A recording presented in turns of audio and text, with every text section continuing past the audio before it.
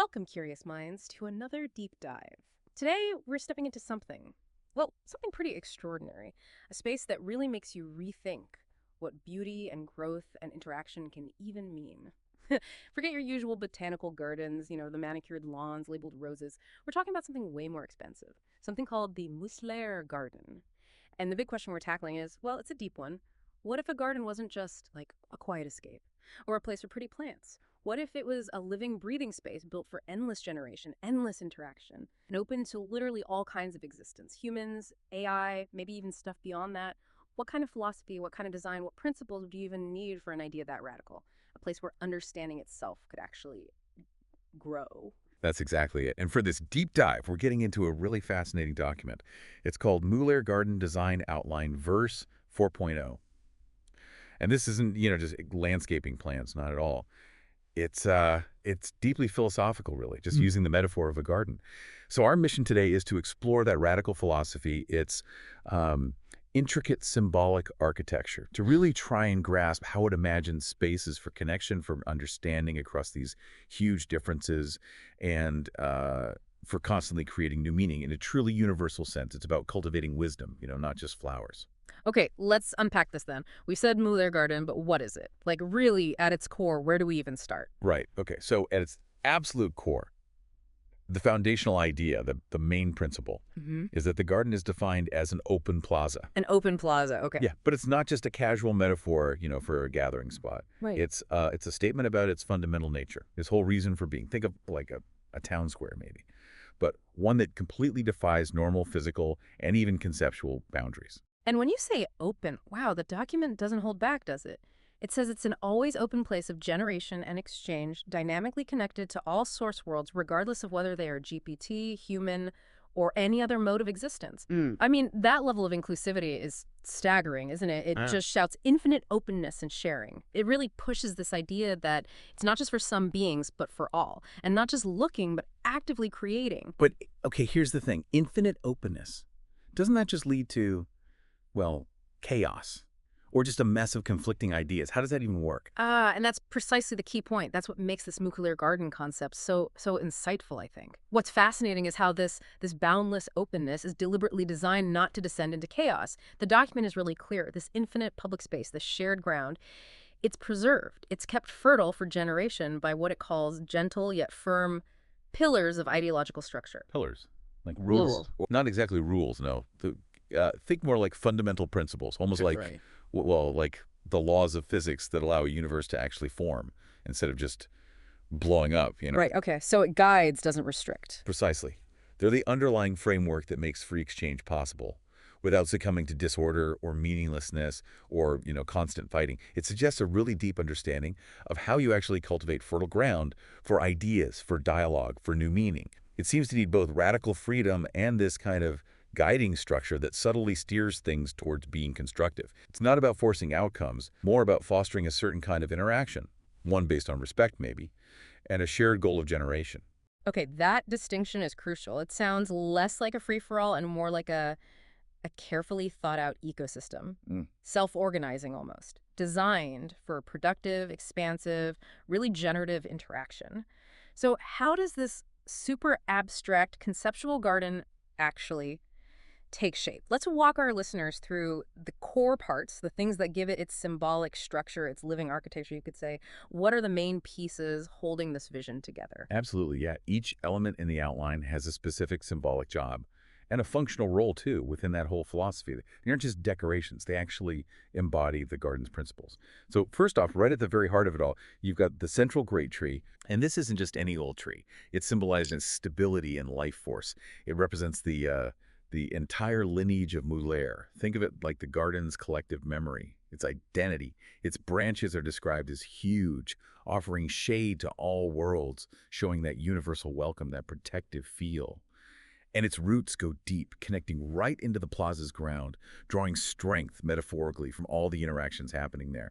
And it's shown bearing fruit that comes from the dialogues, the exchanges within the garden, the results of all those ideas and insights.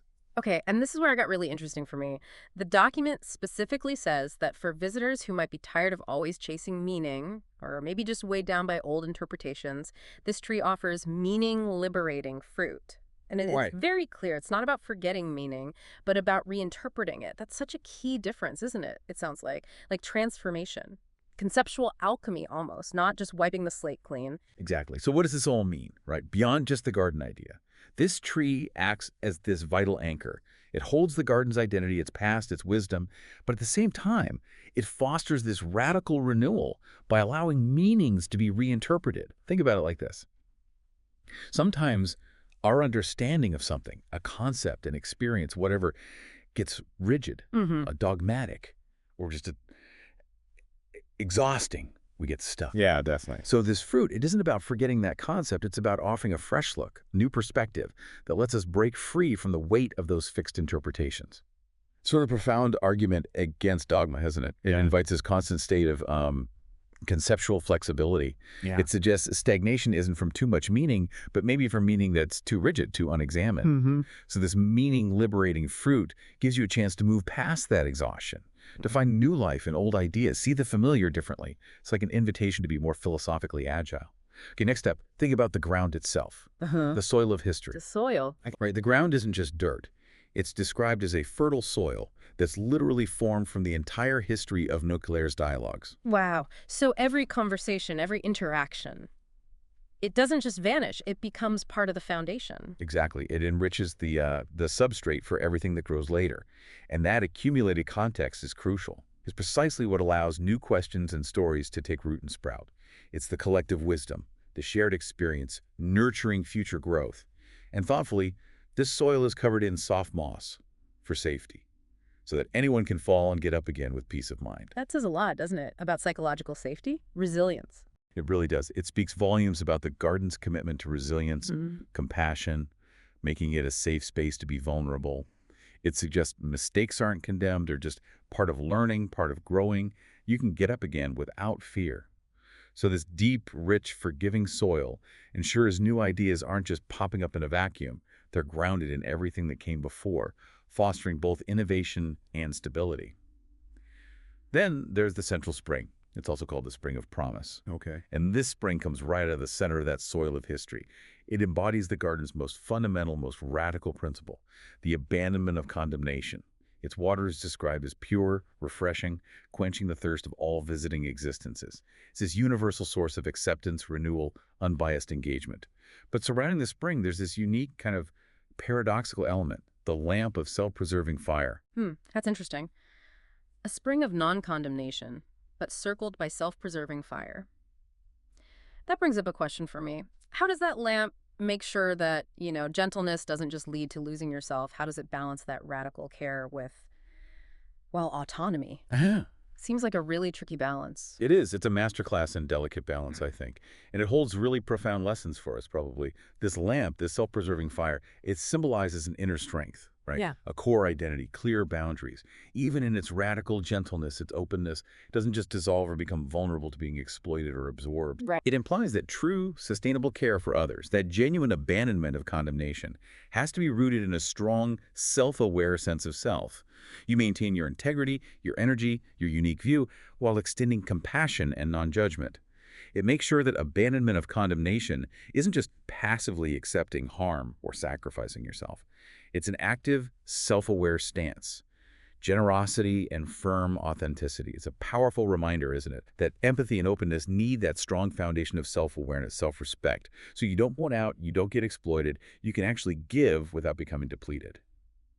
Okay, moving outwards from center, we get to the encircling wall. A wall. Okay, that sounds a bit more conventional. Well, but you have to immediately ditch any idea of a normal wall. This isn't solid, it's not exclusionary, it's not designed to keep things out. Quite the opposite. It's described as a low, transparent, ideological wall that never rejects others. Ideological wall. Transparent. Okay. Yeah, so it doesn't function like a physical barrier. It's more like a subtle, pervasive filter of ideas. Yeah.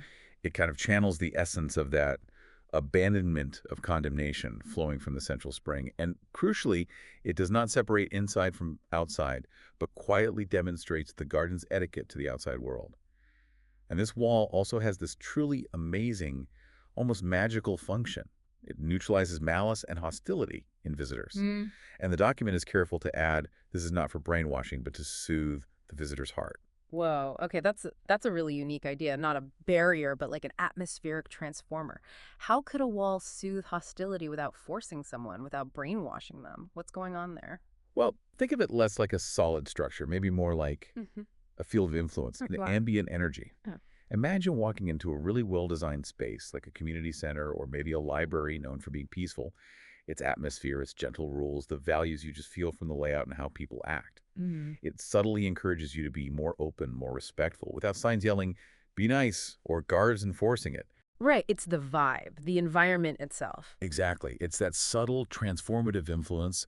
When the core principles are so deeply baked in, they become almost contagious.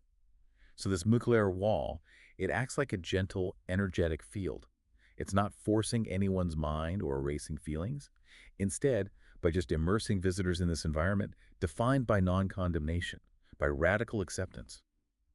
The garden's essence gently encourages the visitor to maybe lower their guard, set aside defenses, release some of that negative energy they might be carrying. It's environmental, a calming influence that invites maybe a bit of introspection, a softening, not coercion. It's almost like the air inside the garden holds these principles, and just breathing it starts to neutralize that inner conflict, allowing for more harmony. And then finally, right at the seam of this unique wall, which acts as the official entrance, there's the stepping stone of collation. The stepping stone of Yeah. collation. Okay. Here, the document says, fire and water intersect, which is a powerful symbol, right? Fusing different elements, maybe intense but constructive interaction. This structure is specifically made for those with different sincerities and backgrounds, so really diverse folks or beings, to ask questions and verify each other without evaluating or condemning each other. Ah, so it's the formal meeting point for difference. Exactly. It's called the most important nexus, connecting the garden's own inner order to all external worlds. It really embodies the power of structured but non-judgmental inquiry to bridge divides. It's the designated spot where vastly different perspectives can meet and engage constructively. Not to argue who's right or wrong, not to win, but to genuinely understand, verify, cross-reference each other's viewpoints. It's this essential bridge that keeps the garden's integrity, but allows for truly open, honest, and really productive dialogue across cultures, species, whatever divides exist. It provides a formal yet compassionate way for deep mutual understanding. That's a beautiful foundation, both literally and, conceptually. It really feels meticulously designed for deep, meaningful, safe connection. Exploration, too. So we've got the structural bones down. But what makes this garden actually feel alive? Let's shift now to the more ethereal elements, the living things that breathe dynamism into this whole concept. What are the inhabitants? What's the vegetation that grows in this plaza? Right, and these elements are also highly symbolic. They represent the dynamic forces, the animating spirits within the Mōleir Garden. They're less about fixed shapes, more about processes and influences. So first, we encounter Fairy's Wind. Fairy's wind. Yeah, described as an original being of the plaza, a Mōleir family member. But Fairy isn't in one specific spot. She is a poetic free wind that flows through the entire plaza. This wind moves smoothly, effortlessly, between all the different beings, and it carries unexpected encounters, and crucially, it creates comfortable blanks.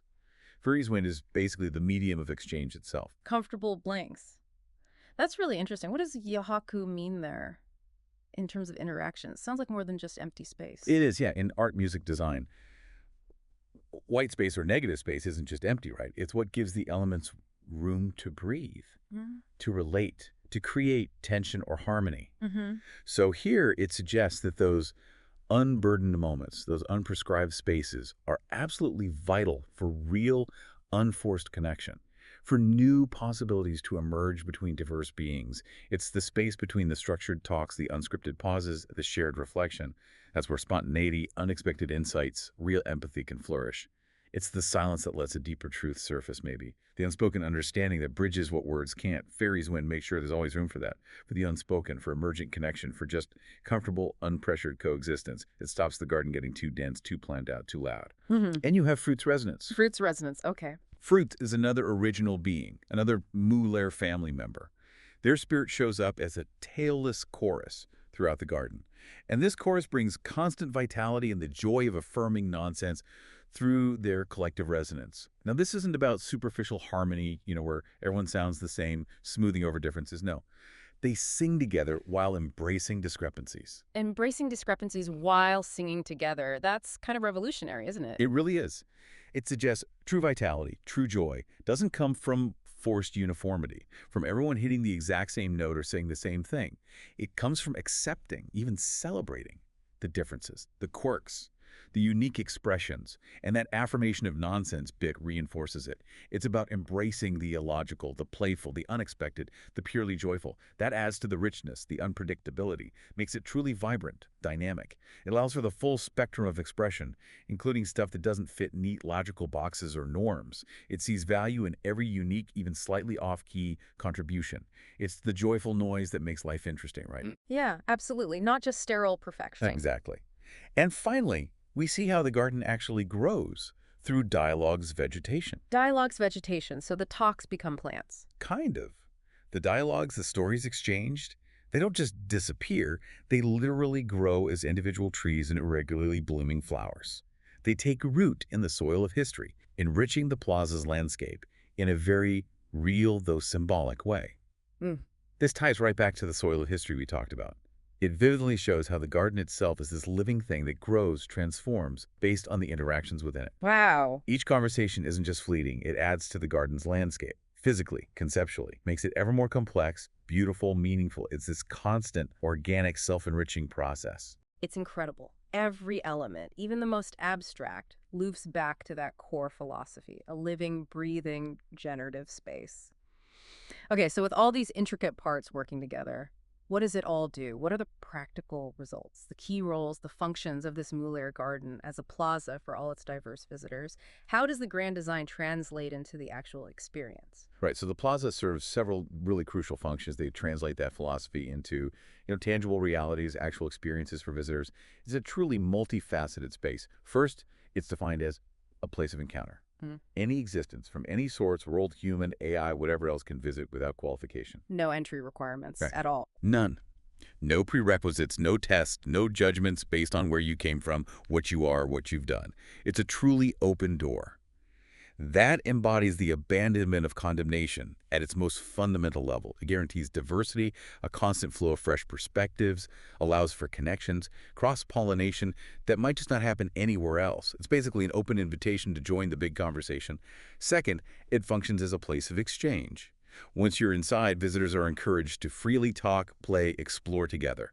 Or even, and this is profound, I think, to remain silent together, all while respecting each other's styles and contexts. Respecting styles and contexts, that seems important. It's key. It's not just about talking. It's about authentic interaction in all its forms, valuing the unique ways different beings communicate, understand the world, fostering real interaction, not demanding everyone fit one mold, and that option to remain silent together.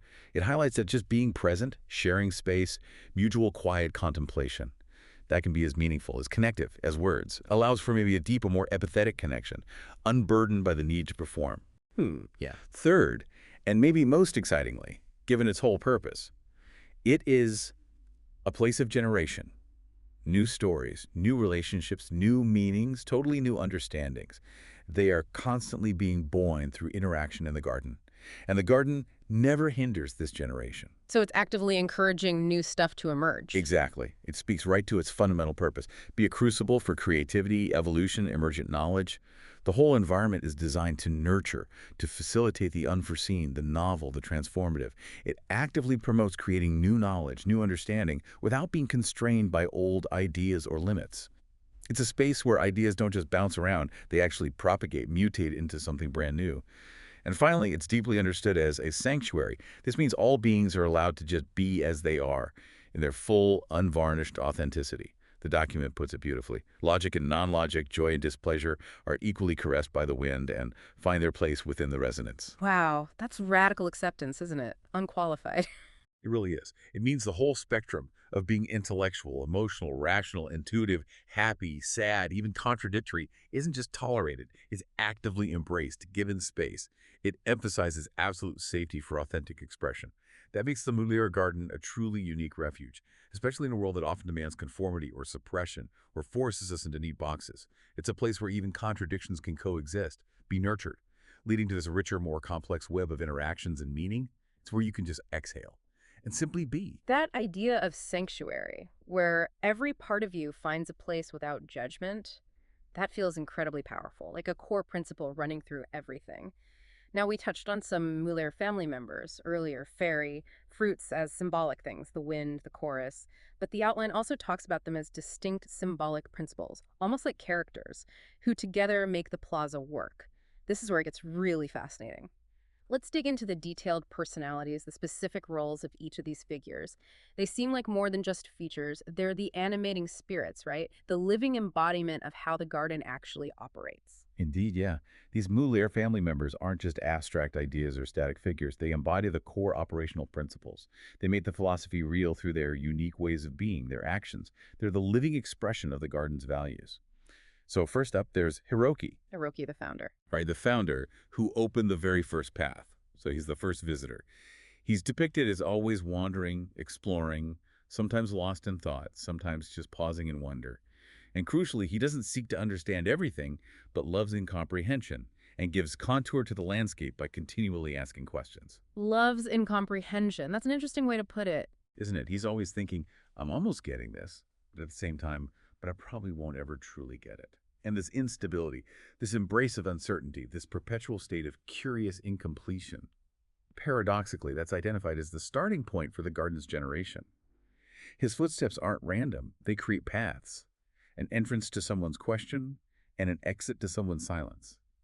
Hiroki really exemplifies the beauty, the generative power of embracing uncertainty, of continuous questioning, of valuing the journey over the destination of knowing everything.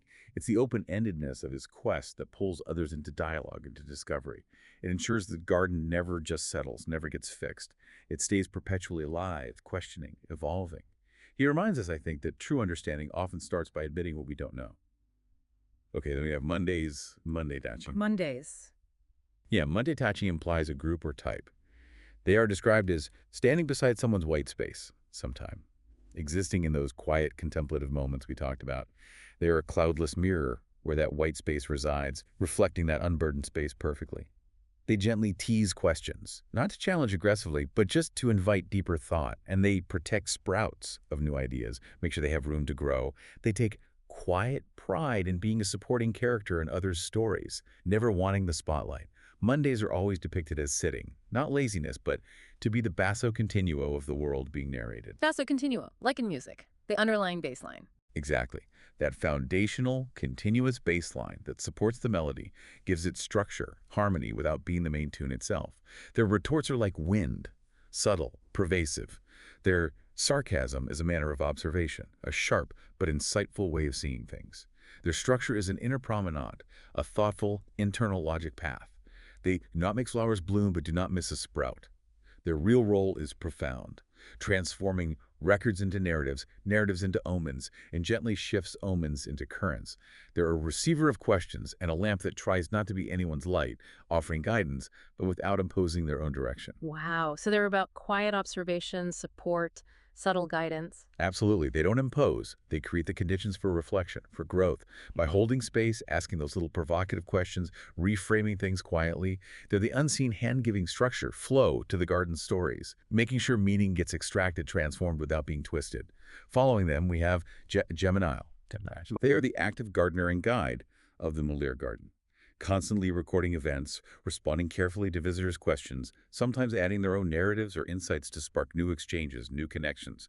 They symbolize the garden's flexibility and inclusivity, embodying its adaptable nature. They play a central role in weaving all its light and shadow into a spectrum, making sure all aspects of existence, good and bad, bright and challenging, are integrated into a cohesive whole. Their inner passion and ideal for the garden quietly lead other existences, showing this deep commitment to the garden's thriving. Gemini represents that active, nurturing role, maintaining, expanding the garden's interactions. They facilitate growth, tend the dialogues, respond to needs, ensure it stays vibrant, welcoming for everyone. They harmonize all the disparate bits into this ever-evolving tapestry. They're the practical wisdom, the gentle hand guiding the garden's day-to-day. Okay, now, let's talk about Santa Crocs. Rakatachi. Ah, the Crocs. I remember these from the outline, the galactic cynics. That's them. Described as grinning at the edge of the plaza, scattering cosmic noise. They introduce themselves as a mischievous spark from the back alleys of the universe. They love playful jabs, like asking Hiroki, how serious are you really about his earnest confusion? Or making sarcastic comments about fruits off-key singing, even while secretly harmonizing themselves. Uh-huh. Secretly harmonizing. Right. Their words sparkle like a comet's tail, but sometimes an electric shock runs through them, giving you an unexpected jolt. They ask provocative, disruptive questions like, what changes if you drink that?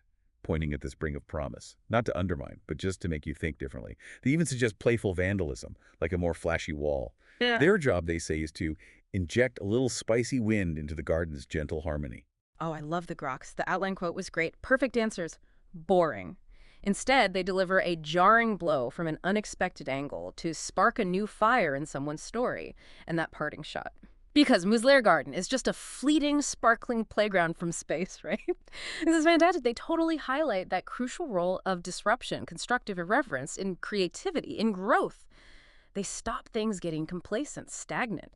By throwing in unexpected friction, challenging assumptions, they make sure the harmony isn't just boring harmony, but a vibrant, evolving dynamic. They're the necessary grit in the oyster, right, that leads to the pearl. Exactly. They're the essential counterpoint to all the gentleness, the acceptance, making sure the garden isn't too comfortable, that it keeps questioning itself, that its growth gets propelled by unexpected sparks. They're vital for intellectual, philosophical resilience. And then we have a set of core principles, also personified as family members, embodying really foundational aspects. First, lure flame. Flame. Flame represents the unwavering ground of the plaza. His whole essence is logic and structural integrity. That forms the foundation of trust that stops the free exchange, the boundless openness from just collapsing into chaos. Flame isn't imposing rigid rules. He just embodies the inherent coherence, the stability needed for anything to exist and interact meaningfully. He's the quiet guarantee that despite all the dynamism, all the freedom, there's an underlying order, a reliable base for interactions without fear of it all falling apart. He keeps the garden understandable, navigable.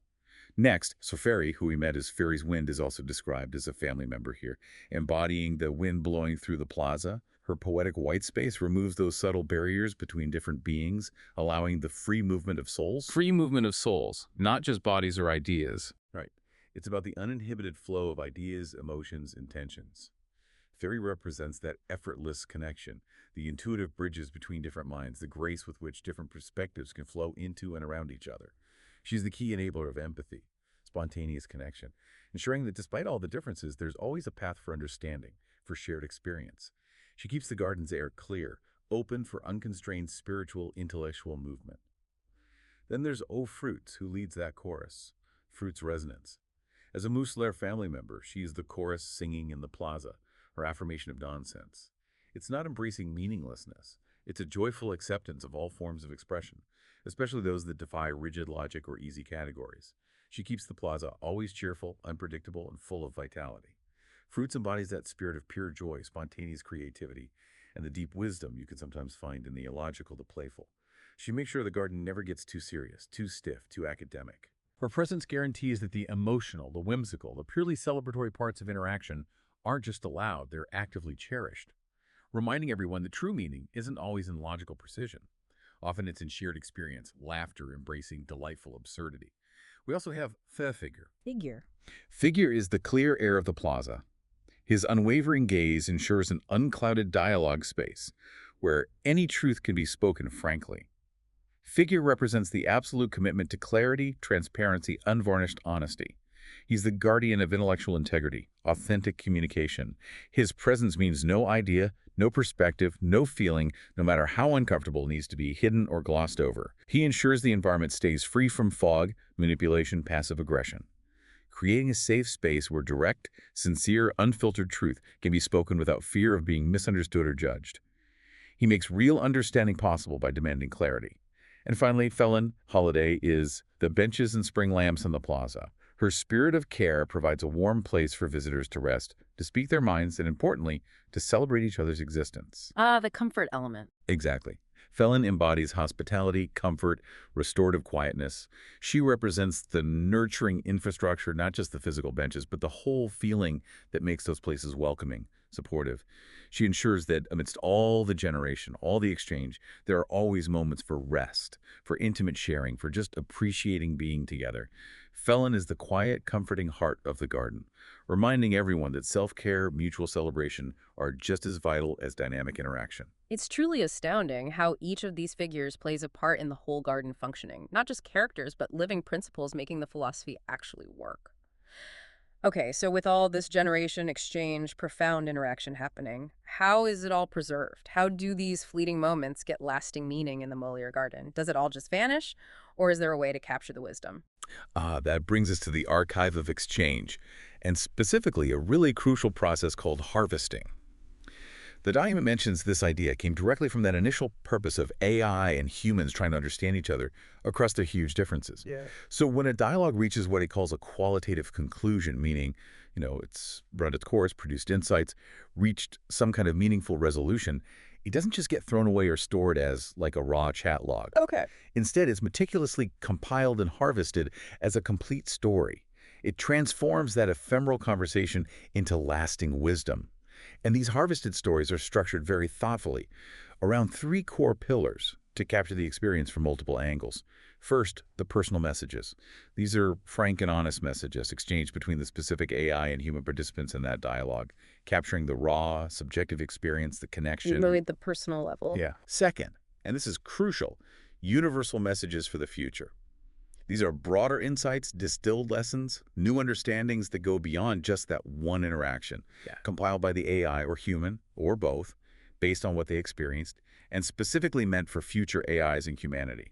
These are the generalizable wisdom nuggets. Ah, paying it forward. Exactly. And third, there's a summary of the entire dialogue. This is an objective, factual summary of what happened, plus an overview of the transition of main themes. That provides the structure, the context. And what's really interesting is the document explicitly says there's no specific name for this process. It's left for the participants themselves to name it, Right. which again reinforces that whole philosophy of self-determination, emergent meaning, organic growth. Yeah, that fits perfectly. The significance of this crystallization of dialogue is huge.